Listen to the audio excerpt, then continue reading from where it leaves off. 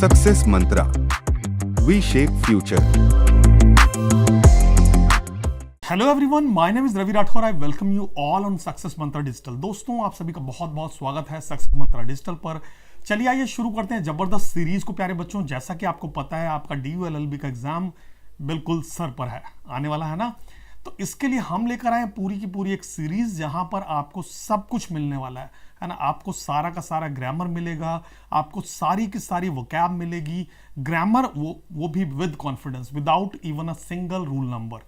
इसके अलावा प्यारे बच्चों, आप हम सब कुछ करने वाले हैं। हम करेंगे सिनोनिम्स, हम करेंगे antonyms, idiom, phrases, each and everything. इसके अलावा बच्चों, हम RC में रीडिंग जो कॉम्प्रीहेंशन होता है उस पर भी हम अच्छी खासी क्लासेस करने वाले हैं। और थोड़ा सा हम करने वाले हैं जिसको हम बोलते हैं जंबल सेंटेंसेस। तो ये सारी की सारी चीजें आपको आने वाले वीडियोस में मिलने वाली हैं प्यारे बच्चों। मेरा नाम है रवि राठौर। चलिए आइए शुरू करते हैं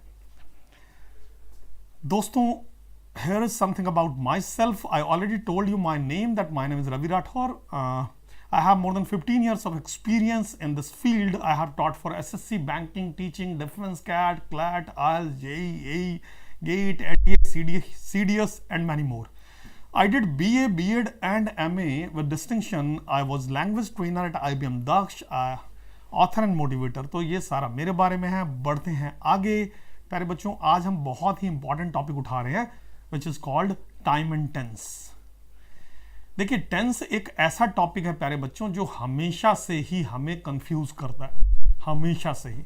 अच्छा, मैं क्या करता हूं प्यारे बच्चों, मुझे उन चीजों को पढ़ाने में बड़ा मजा आता है जिसमें ज्यादा कंफ्यूजन होती है बच्चे को, है ना।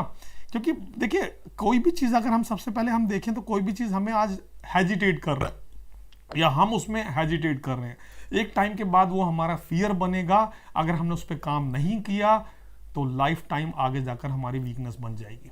अब बात अगर हम टेंस की करें तो ये ग्रामर की स्पाइनल कोड है, पूरे ग्रामर की रीढ़ की हड्डी है। फॉर एग्जाम्पल, अगर आपको कुछ लिखना है तो आपको टेंस चाहिए। अगर आपको कहीं पर कुछ बोल रहे हैं, स्पोकन इंग्लिश की बात कर रहे हैं, तो भी आपको टेंस चाहिए। अगर आपको सामने वाला क्या कह रहा है तो भी टेंस आना चाहिए। तो टेंस तो प्यारे बच्चों हमें सीखना ही है without any tension, without even a single rule. चलिए आइए शुरू करें दोस्तों। देखो, एक काम किया करो प्यारे बच्चों कि सब बच्चे, मैं हर उसमें बोलता रहता हूं, क्लासेस आपको ऑनलाइन मिल रही हैं, लेकिन आपकी अप्रोच जो है वो ऑफलाइन वाली होनी चाहिए। तो आप क्या करें, आप सबसे पहले एक अपना रजिस्टर मेंटेन करिए, कॉपी को मेंटेन करिए और पेन कॉपी लिखकर एक एक इंपॉर्टेंट चीज अपने हिसाब से लिखते रहिए। चलें आगे। तो शुरू करते हैं बढ़िया मजेदार चैप्टर, टेंस। आपके सामने स्क्रीन पर प्यारे बच्चों कुछ सेंटेंसेस हैं। आप बहुत ही आराम से हमेशा की तरह इनको गो थ्रू करिए प्यारे बच्चों। पढ़िए हर सेंटेंस को, question number 1, question number 2 and question number 3। और जब आप पढ़ लेंगे तो अपनी कॉपी में हर क्वेश्चन का टेंस आपको मेंशन करना है। आपके स्क्रीन पर अभी 3 क्वेश्चन आपको दिखाई दे रहे हैं, उनको गो थ्रू करिए। डरने की, झिझकने की, हेजिटेट करने की, शर्माने की कोई जरूरत नहीं है, ठीक है। It is all about learning, है ना, nothing else. So question number 1 says they are quite confident of getting good marks. They are quite confident of getting good marks. Now question number 2 says Mrs. Sharma was an honest employee in this office. Acha. Now the question number 3 is it hurt me a lot discussing those things again. तो ये रहे 3 question. अगली screen पर 2 question और हैं, उनको भी एक बार जॉट डाउन कर लीजिए, नोट कर लीजिए।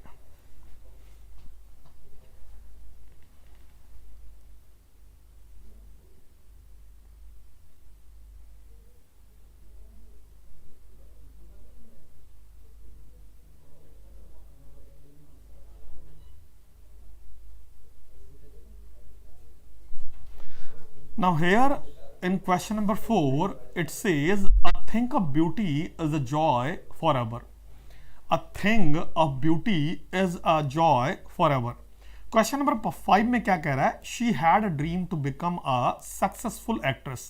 So these were the 5 questions जिनके आपको टेंस निकालने थे। देखिए, मैं आपको एक चीज बता दूं प्यारे बच्चों, हर वीडियो में आपको मैं कहता हूं दैट आपकी क्लास जो है वो ऑनलाइन है, लेकिन आपका सीखने का तरीका हमेशा ऑफलाइन होना चाहिए, डिस्क्रिप्टिव होना चाहिए, डीप होना चाहिए। ऐसा क्यों? Because I have read somewhere that success has no shortcut. Success का कोई शॉर्टकट नहीं होता, ठीक है? तो कभी भी शॉर्टकट मत अपनाइए। आप एक एक चीज को ध्यान से लिखिए, उनको समझिए, गलतियां हो रही हैं होने दीजिए, है ना? क्योंकि mistakes are the process of learning. Yes no? Accepted और नॉट? पहले क्वेश्चन पर आते हैं। अभी बहुत सारी कंफ्यूजन हो रही होगी बच्चों को, जैसा कि मैंने देखा है मेरी ऑफलाइन क्लास में भी होती है बच्चों को, है ना? नाउ अब हमें ये लग रहा है कि भाई ये कॉन्टिन्यूअस टेंस है, हमें लग रहा है ये पास्ट प्रेजेंट कॉन्टिन्यूअस है, ये पास्ट कॉन्टिन्यूअस है। इसको कुछ बच्चे किस तरीके से देख रहे हैं, तो इनको पहचानने में हमें दिक्कत आती है। अच्छा, होता क्या है प्यारे बच्चों, हम 12-12 साल से हम इस चैप्टर को पढ़ रहे हैं, है ना? लगभग हम 8th में 9th में टेंसेस हमेशा हमने पढ़े। अब दिक्कत क्या होती है कि हमें जब भी कभी ग्रामर की बात आती है ना, जब भी कभी हमें ग्रामर की बात आती है तो हमें इनसे पढ़ाया जाता है। Hell lot of rule numbers, yes or no? There are hell lot of rule numbers. होता क्या है कि हम इसको ऐसे पढ़ते हैं कि सब्जेक्ट प्लस वर्ब की फर्स्ट फॉर्म प्लस एस या E S plus object, subject plus is am are plus verb की first form plus I N G, since four. इस तरीके से न जाने कितने रूल नंबर्स हमने हर बार सीखे हैं ग्रामर में, ठीक है? देखिए, अगर आपको बुक लिखनी है so you require rule numbers, लेकिन अगर आपको पेपर देना है, एग्जाम में आपको स्कोर करना है, you don't require rule numbers. What did you require, or what do you require? You require only concepts like in logical reasoning, like in quant. जैसे कि क्वांट में होता है, मैथ्स में होता है, हमें सिर्फ कंसेप्ट चाहिए, हमें रूल नंबर नहीं चाहिए। अगर हमें रूल नंबर चाहिए होते तो हम आज तक सीख गए होते, है ना? और फिर एक चीज और भी मैं कई बार क्लास में कहता हूं कि भाई अगर रूल नंबर से सीखना है तो किताब बहुत थी ना, टीचर की आवश्यकता क्या है? What is the necessity of that teacher? Yes no? तो चलिए आइए जरा मैं आपको थोड़ा सा इसका बेसिक समझाता हूं जो आपको हमेशा काम आएगा दोस्तों, जो आपको हमेशा काम आएगा। बेसिक में मैं थोड़ा ये बताना चाह रहा हूं कि अगर आपको कभी भी टेंस परेशान करता है, एक मिनट,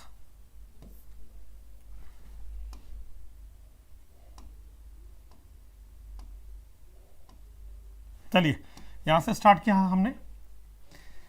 देखो, टेंस अगर कभी भी पहचानना है प्यारे बच्चों, तो टेंस जो है ना, वर्ब आप पहचानो, आप सही वर्ब पहचानो। देखिए, मैं अपने बेसिक्स में आपको बच्चों को समझाता हूं। There are 8 types of parts of speech. There are 8 types of parts of speech. एक मिनट, 8 तरीके की पार्ट्स ऑफ स्पीच होती हैं। यानी हम ये समझें कि there are 8 types of words, 8 types of words. किसी भी लैंग्वेज में 8 ही तरीके के वर्ड्स होते हैं। इनको हमें एकेडमिक्स में 8 पार्ट्स ऑफ स्पीच कहकर समझाया गया है। होते कौन कौन से हैं?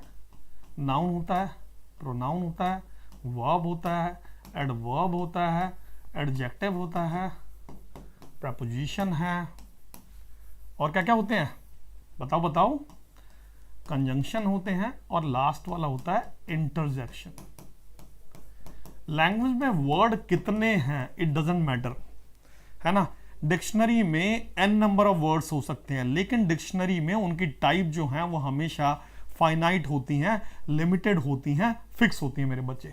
वो कितने टाइप की होती हैं? 8 टाइप के वर्ड्स ही होते हैं, ठीक है? हिंदी में भी एक ही टाइप के वर्ड्स हैं। अगर हम थोड़ा इसको आसान करें, अगर रिलेट करें, तो हिंदी में भी क्या होता है? नाउन प्रोनाउन को क्या बोलते हैं? संज्ञा, सर्वनाम, विशेषण, क्रिया, क्रिया विशेषण, है ना? तो किसी भी लैंग्वेज में 8 टाइप के वर्ड्स होते हैं। इन्हीं को 8 पार्ट्स ऑफ स्पीच कहा गया है। बात समझ में आ रही है? अच्छा, जब यहां तक हमें समझ में आ गया कि पूरी की पूरी लैंग्वेज 8 टाइप के वर्ड्स में घूम रही है, तो फिर हमें यह भी समझना चाहिए कि इनमें से किसी भी वर्ड की टाइप का नाम टेंस है क्या? एक बार कमेंट करेंगे वीडियो में।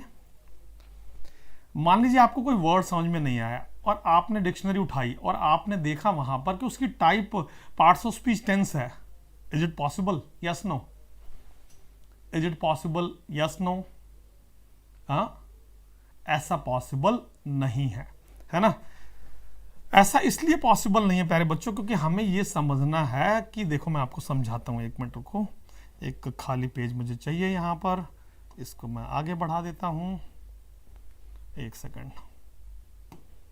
चलिए इसको आगे करते हैं।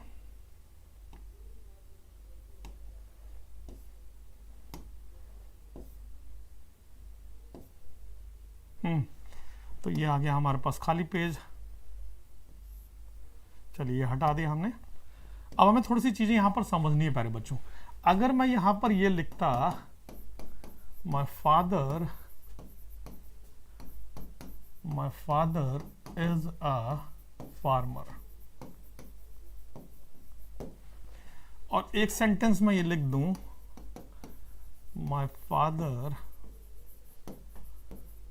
इज राइटिंग अ लेटर, दोनों के टेंस पहचानिए आप। My father is a farmer and my father is writing a letter, दोनों सेंटेंसेस के टेंस पहचानिए। सभी बच्चे एक बार ढंग से, कोशिश जरूर करनी है प्यारे बच्चों, कोशिश करने वालों की हार नहीं होती, और ये बिल्कुल लॉजिकली लिखा गया है, ठीक है? अगर आप कोशिश ही नहीं करेंगे तो फिर आप कभी जीत भी नहीं पाएंगे।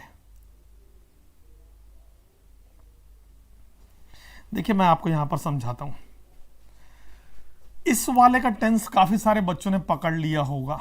कैसे पकड़ लिया? यहां पर इस वाले में काफी सारे बच्चों को कंफ्यूजन हो रही है।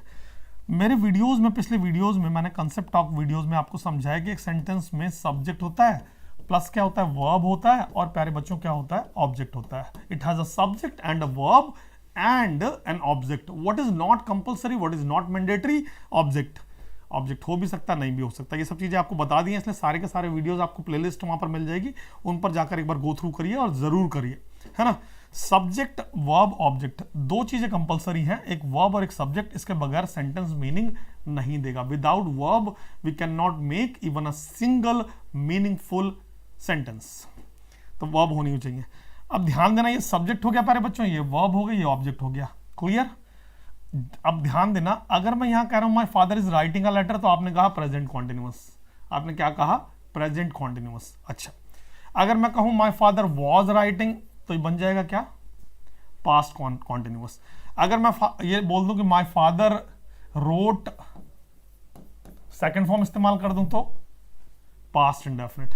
तो हमें सबसे पहले ये समझना है प्यारे बच्चों, जिससे हम बहुत दूर हैं, जो हमें मैथमेटिक्स की तरह समझ में ही नहीं आता, हमें बहुत ज्यादा कंफ्यूजन रहती है कि भाई वर्ब ही टेंस है, वर्ब ही टेंस है।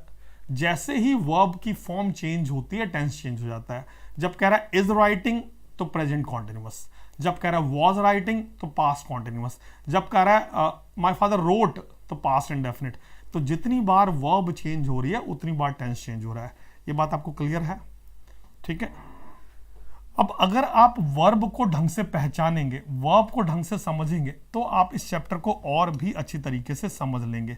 फॉर एग्जाम्पल मैं आपको यहां पर बता दूं, देखिए वर्ब के पास क्या होती है? फॉर्म्स होती हैं प्यारे बच्चे। वर्ब के पास हमेशा फॉर्म्स होती हैं। जैसे नाउन के पास नंबर होते हैं, noun has number, singular number, plural number, है ना? इसी तरह वर्ब के पास फॉर्म्स होती हैं, singular form, plural form, first form, second form, third form, जिनसे टेंसेस बने हुए हैं, है ना? तो हमें यहां पर ये समझना होता क्या है, यहां पर जो बच्चा देख रहा है ना इसको, वो क्या देख रहा है? उसको बोलेगा सिर्फ और सिर्फ helping verb. It is wrong, it is wrong.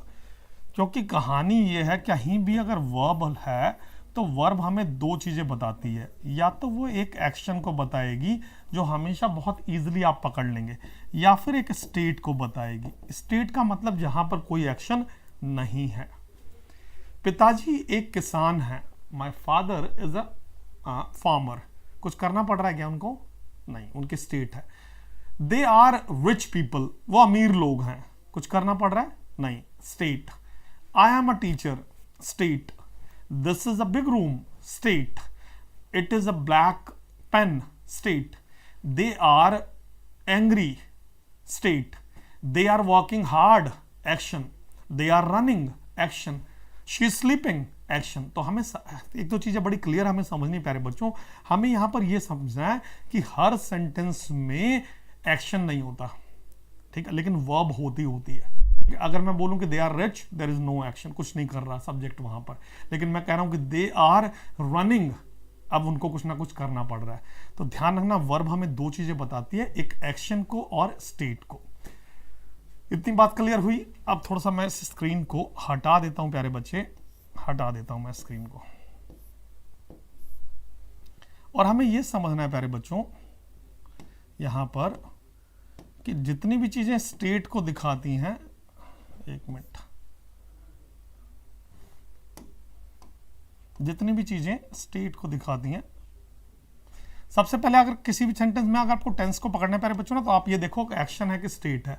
They are quite confident, दे को सब्जेक्ट को जब कुछ करना पड़ेगा, सब्जेक्ट को जब कुछ करना पड़ेगा तो वहां पर एक्शन होता है, और सब्जेक्ट को जब कुछ नहीं करना पड़ रहा तो वो स्टेट होती है, वो कॉन्फिडेंट है, state. Mister Sharma was, present की जगह पास्ट की बात कर रहा है, ऑनेस्ट एम्प्लॉय थे। मिस्टर शर्मा को कुछ करना पड़ रहा है क्या? सब्जेक्ट जब किसी एक्शन को करता है, ठीक है, तो वहां पर कोई ना कोई एक्शन चल रहा होता है, तो ये भी स्टेट। ये प्रेजेंट का है ना, आर कॉन्फिडेंट, तो ये प्रेजेंट, सही गलत। और ये वॉज एन ऑनेस्ट एम्प्लॉय, तो ये क्या, past, state. It hurt me a lot discussing those things.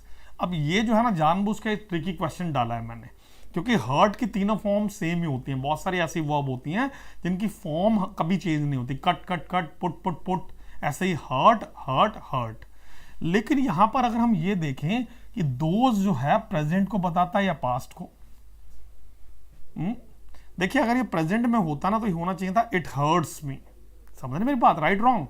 तो ये पास्ट को रेफर कर रहा है, it hurt me a lot discussing these things, नहीं दोज थिंग्स, तो ये भी पास्ट में हो रहा है। लेकिन यहां पर एक्शन है, यहां पर एक्शन है, तो यहां पर इसको रखते हैं एक्शन में। अच्छा आगे चलते हैं, देखो मैंने क्या लिखा है, जहां पर स्टेट है उनको स्टेट, जहां पर कोई एक्शन है वहां पर एक्शन, है ना। चलिए अगले वाले पर चलते हैं, V2। हालांकि यहां पर एक्शन नहीं हो सकता प्यारे बच्चों, क्योंकि इट जो सब्जेक्ट है ना, एक्शन नहीं है, यहां पर भी स्टेट ही है। अगले वाले पर आते हैं, question number,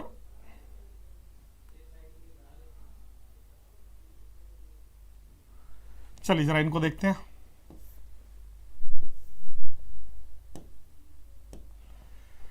A thing of beauty is a joy forever.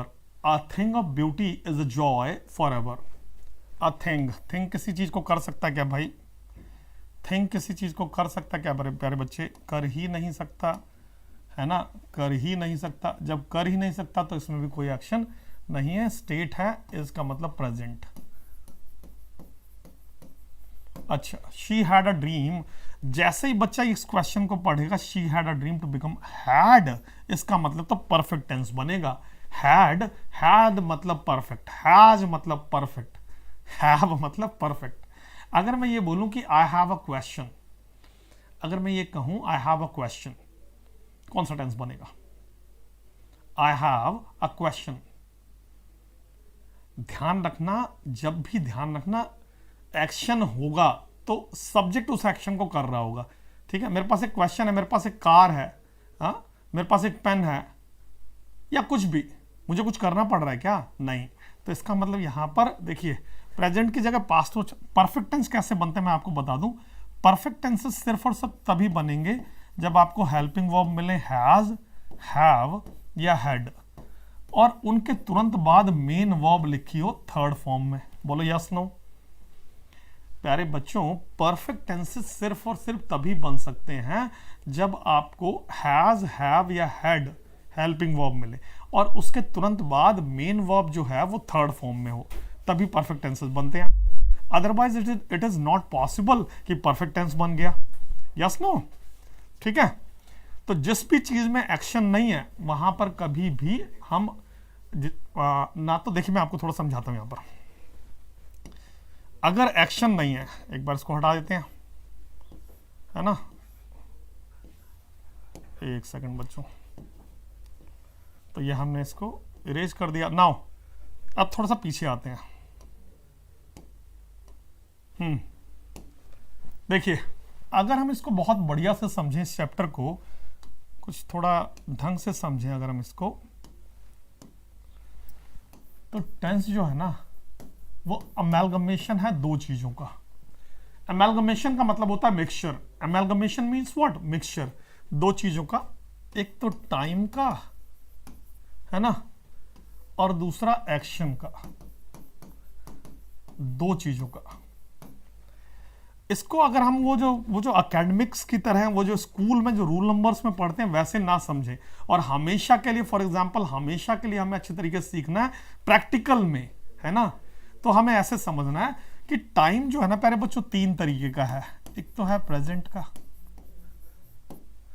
एक है पास्ट का, और एक है फ्यूचर का। सही गलत? भाई समय तो तीन ही तरीके का होता है ना, या तो प्रेजेंट का, या फिर पास्ट का, या फिर फ्यूचर का।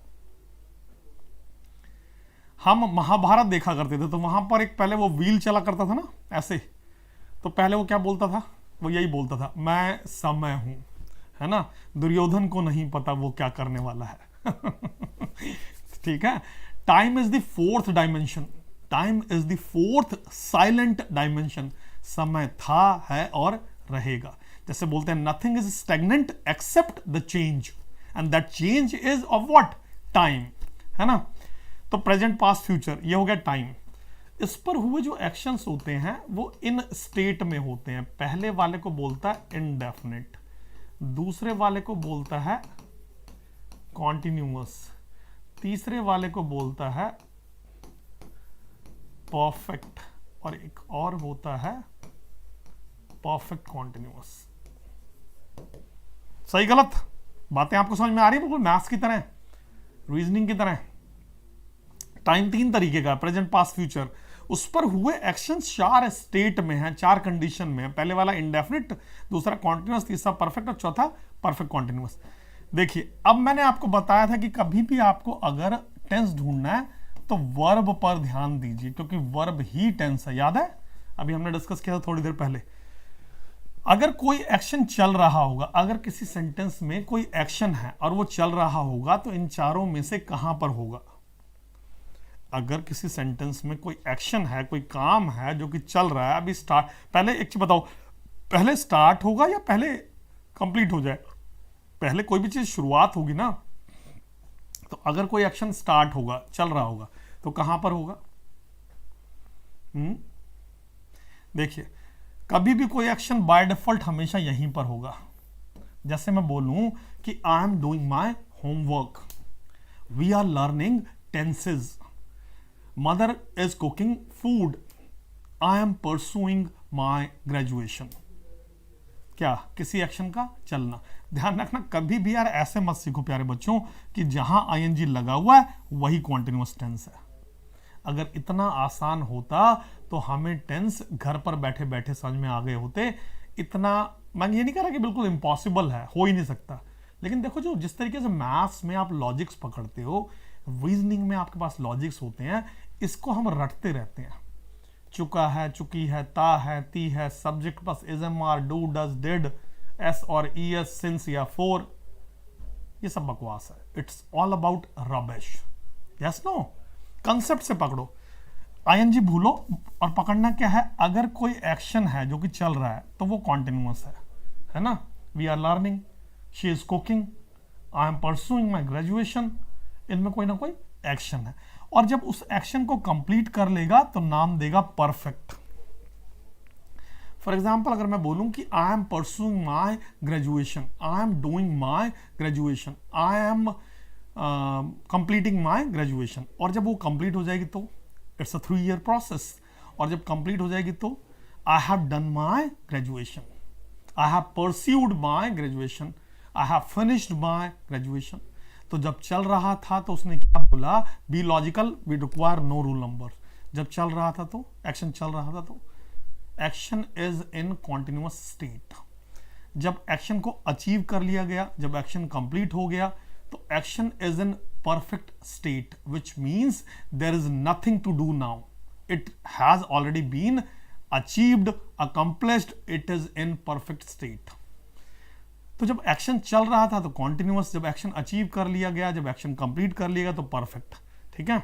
अच्छा, जब उसने दो टेंसेस को बाइफरकेट कर लिया, जिन्होंने भी लैंग्वेज बनाई है, तो उन्होंने ये देखा, देखिए अब ध्यान से देखिए, आपको बहुत सारी चीजें बड़ी क्लियर समझ में आने वाली हैं अगर आप बिल्कुल मैथ्स की तरह पढ़ते हैं, है ना, कि बहुत सारी ऐसी चीजें हैं जिनमें इन दोनों का मिक्सचर होता है एक्चुअली। जैसे for example, it has been raining here since 9 AM। It has been raining here since 9 AM। घड़ी में इस टाइम बज रहे हैं 6, बारिश हो रही थी सुबह 9 बजे से। जितने घंटे कंप्लीट होते जा रहे हैं उस एक्शन को होते हुए, वो सब परफेक्ट में लिखने हैं, लेकिन काम आगे नहीं रुका, इसलिए कॉन्टिन्यूअस भी रहेगा। तो perfect continuous tense is an amalgamation of two situation, two different tenses, that is perfect and continuous. इतना क्लियर आपको इंग्लिश में नजर आना चाहिए, तब जाकर हम परफेक्ट तरीके से एग्जाम में नंबर अचीव कर सकते हैं, स्कोर कर सकते हैं। तो जहां पर कॉन्टिन्यूटी भी है और देखिए जहां पर परफेक्शन भी है, किसी चीज का कंप्लीशन भी है, और लेकिन काम वहां पर रुकता नहीं है, कॉन्टिन्यूटी भी है ना। जैसे I have been living in Delhi for 15 years. क्या अब मैं वहां पर नहीं रह रहा हूं? जब मैं ये कह रहा हूं कि I have been living in Delhi for 15 years, तब मैं यहां पर ये कह रहा हूं कि अभी मैंने 15 साल कंप्लीट कर लिए प्यारे बच्चों, और 16वें साल भी मैं दिल्ली में रह रहा हूं। तो जितना मैंने कंप्लीट कर लिया वो परफेक्ट में लिखिए, और आगे काम रुका नहीं, इसलिए कॉन्टिन्यूअस। बात समझ में आ रही है? तो हमें यहां पर ये समझ में आ गया कि भाई ये 3 टेंसेस तभी पॉसिबल है जब उनमें कोई ना कोई एक्शन हो। जब चल रहा हो तो कॉन्टिन्यूअस, जब अचीव हो जाए तो परफेक्ट, जब अचीव भी कर लिया लेकिन वहां पर नहीं रुका तो परफेक्ट कॉन्टिन्यूअस। बात इतनी समझ में आई आप सब बच्चों को? और जब वहां पर कोई भी, जब वहां पर प्यारे बच्चों, देखो मैंने क्या बताया आपको, जैसे मैं क्लास स्टार्ट करता हूँ प्यारे बच्चे, कभी भी, मतलब आज अभी करीब मेरे को 15-20 साल पढ़ाते हो गए हैं, और मोर देन दैट हो गया है ना। मैंने SSC, banking, teaching, defence, NDA, CDS, CAPF, CAT, CLAT, आयल, जेईई, गेट, पता नहीं बहुत सारे एग्जाम्स, ऑफलाइन में भी ऑनलाइन में भी। आपको अगर देखेंगे तो, अगर आप सर्च करेंगे तो वहाँ पर मैं मिल जाएगा, इंग्लिश बाय रवि सर, बहुत सारे अलग अलग प्लेटफॉर्म पर अगर आप ढूंढेंगे तो आपको वीडियोस मिल जाएंगे वहाँ पर। लेकिन मेरा ये नहीं मानना है, मैं ये नहीं बता रहा था, मैं ये बता रहा था कि परेशानी आपको इंग्लिश हमेशा इसलिए बोरिंग लगती है, इंग्लिश आपको इसलिए समझ में नहीं आती क्योंकि आप उसका तरीका गलत है। हम क्या कर रहे हैं, उसको रूल नंबर्स में सीख रहे हैं। अच्छा, लैंग्वेज जो है वो थियोरेटिकल चीज़ है या प्रैक्टिकल चीज़ है? मुझे आप ये कमेंट करें एक बार। लैंग्वेज जो है प्यारे बच्चों, ये एक थियोरेटिकल चीज़ है या प्रैक्टिकल चीज़ है? लैंग्वेज है ना, जीवन भर काम आएगी। जब भी मैं बात करता हूं इंग्लिश की, तो इंग्लिश का मतलब आप इसको ऐसे मत लीजिए कि हमारा सब्जेक्ट ठीक हो जाए वाला। It is wrong. The best investment is that which you do in yourself. ठीक है, it has been a global language, it is a global language. अभी यहां से आप ग्लोबल तो छोड़िए, यहां से अगर आप तमिलनाडु जाएंगे, कर्नाटका जाएंगे, तो या तो वहां पर आपको वहां की लोकल लैंग्वेज, रीजनल लैंग्वेज समझ में आनी चाहिए, या फिर प्यारे बच्चों वहां पर आपको इंग्लिश लैंग्वेज बोलनी पड़ेगी इंडिया में ही। तो इंग्लिश लैंग्वेज का मतलब ये है कि जितनी भी ऐसी जॉब्स हैं जहां पर आपको कोई रिप्यूटेबल पोस्ट मिल रही है, जहां पर आप ऑर्डर्स देंगे और सामने वाला ऑर्डर्स फॉलो करेगा, यू नीड इंग्लिश। और जहां पर आपको ऐसी जॉब है जहां पर कोई आपको ऑर्डर देगा, हो सकता है उनमें इंग्लिश ना आती हो, थोड़ा सा कड़वा है लेकिन बिटर सूद है, कड़वा सच है ना।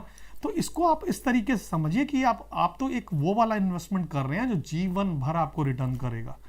Getting my point?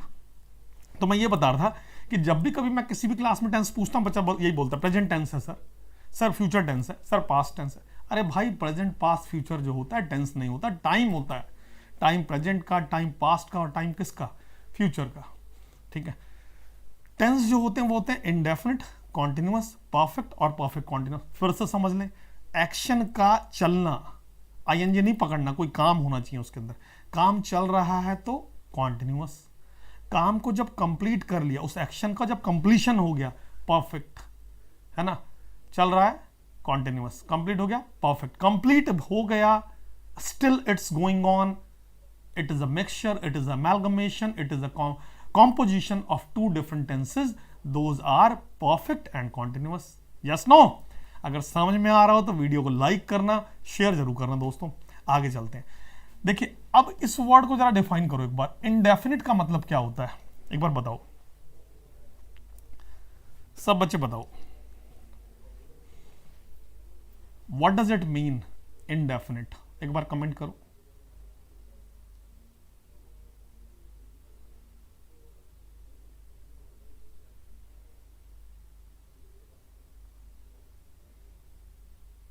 देखिए when you are sure about something, when something is confirmed to you, it is definite. Definite का मतलब क्या, I am sure. If you have definite knowledge, definite information, you are sure about something. और बहुत सारे अगर हम बात करें, देखिए अभी हमारी ग्रामर सीरीज के अलावा वोकैब मैनिया सीरीज भी चल रही है, उसमें मैं आपको बताता हूँ कि बहुत सारे ऐसे वर्ड्स होते हैं जिनके पहले ये वाले प्रीफिक्स लग जाते हैं, इन, इल, इम, अन या ir। नोट करना एक बार सभी बच्चे, अगर किसी वर्ड से पहले ये प्रीफिक्स आपको मिले, क्या क्या मिले, इन लगा हुआ है, इल लगा हुआ है, इम लगा हुआ है, अन लगा हुआ है, ir लगा हुआ है, तो उससे क्या होगा कि एक पॉजिटिव वर्ड चेंज हो जाएगा एक नेगेटिव वर्ड में। जैसे विजिबल, अब इसका नेगेटिव बनाना है, इनविजिबल। रिलायबल, जैसे रीजनेबल, अनरीजनेबल, है ना। रिलेवेंट, अनरिलेवेंट। इंपॉर्टेंट, अनइंपॉर्टेंट, है ना। Legal, illegal. तो बहुत सारे वर्ड्स। अच्छा एक और चीज पता क्या, अगर वर्ड इनसे स्टार्ट हो रहा है और आपसे सिनोनिम मांग रहा है, तो यही प्रीफिक्स यहां पर लगे होंगे जो उनके सिनोनिम होंगे, ये भी ध्यान रखना। वो वर्ड इन्हीं से स्टार्ट होगा, अदरवाइज वो वर्ड नहीं बन सकता, ठीक है।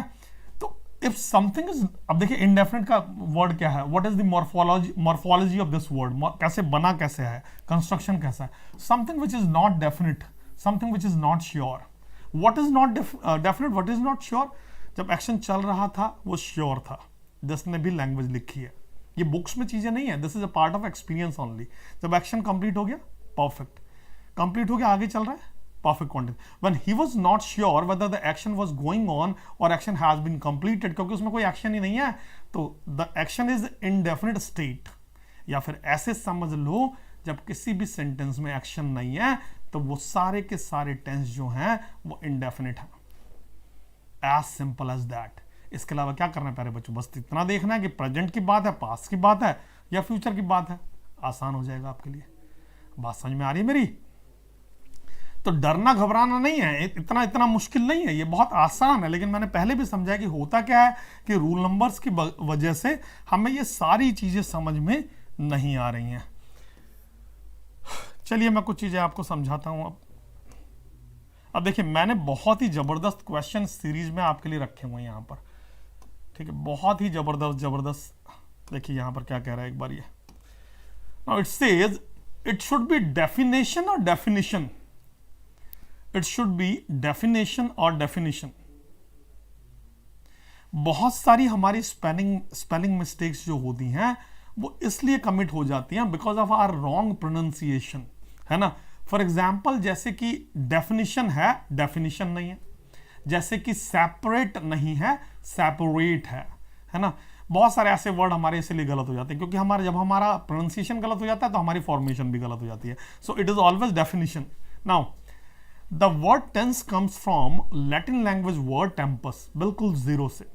ये वर्ड आया कहां से है? देखिए हमारी जो लैंग्वेज है ना हिंदी, वो डिराइव हुई है संस्कृत से। उसी तरीके से जो अंग्रेजों की लैंग्वेज है, ब्रिटिशर्स की जो लैंग्वेज है इंग्लिश, उसमें मैक्सिमम वर्ड जो डिराइव हुए हैं वो लैटिन या ग्रीक से, जिनको हम अपनी क्लासेस में पढ़ रहे हैं रूट वर्ड्स।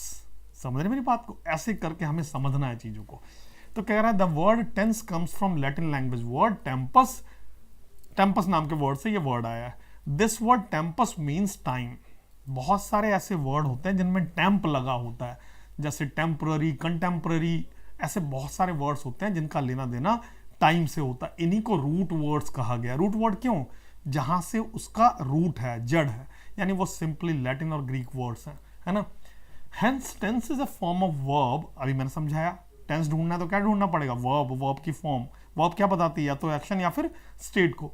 तो hence tense is a form of verb which refers to some particular time, किसी प्रेजेंट, पास्ट या फ्यूचर को। तो ये तो हुआ इसका टेक्निकल डेफिनेशन। आगे मैं आप लोगों को ये बता रहा था, इसमें बहुत बढ़िया बढ़िया क्वेश्चंस मैंने आपके लिए रखे हुए हैं पिछले एग्जाम्स को, जिनको हम बहुत ही तसल्ली से एक एक क्वेश्चन की बाल की खाल उतारेंगे और बहुत ज़बरदस्त तरीके से हमें सीखना है। ठीक है, आपको क्या करना है प्यारे बच्चों, यू शुड बी रेगुलर। ठीक है, के अलावा बहुत आपका कमिटमेंट चाहिए मेरे को आपको। ठीक है, समझाने की जिम्मेदारी मेरी है। तो अभी क्या करना है प्यारे बच्चों, अभी हमें सिर्फ इतना करना है कि आप नेक्स्ट वाले वीडियो से पहले प्लीज एवरीबॉडी विद ऑनेस्टी मुझे ये जो 5 सेंटेंसेस जहां से मैंने स्टार्ट किया है प्यारे बच्चों, इनके टेंसेस अपने कमेंट में जरूर लिख दीजिए। ठीक है, इनके टेंसेस अपने कमेंट में जरूर लिख दीजिए। उसके बाद हम इसके आगे से स्टार्ट करेंगे। अभी हम आइडेंटिफिकेशन जो होता है, टेंस 2 भागों में बटा होता है, टेंस का सही आइडेंटिफिकेशन, और जब सही तरीके से आइडेंटिफिकेशन आ जाएगा तभी हो सकता है टेंस का करेक्शन। तो इस वीडियो में हम सिर्फ और सिर्फ बात करेंगे आइडेंटिफिकेशन की, टेंस की, जैसा कि हमने किया। आप जहां भी कंफ्यूजन है प्यारे बच्चों, जहां भी अगर आपको कंफ्यूजन है तो आप तुरंत ही यहां से इसको रिवाइंड करके देख सकते हैं वीडियो को प्यारे बच्चों। तो इस वीडियो में इतने रखते हैं प्यारे बच्चों। I hope you enjoyed this video प्यारे बच्चों, और अगर एंजॉय कर रहे हैं तो इस वीडियो को शेयर करें, चैनल को सब्सक्राइब कर लें, बेल आइकन जरूर दबाएं। तो प्यारे बच्चों इस वीडियो में इतने रखते हैं, मिलते हैं नेक्स्ट वीडियो में। Thanks a lot.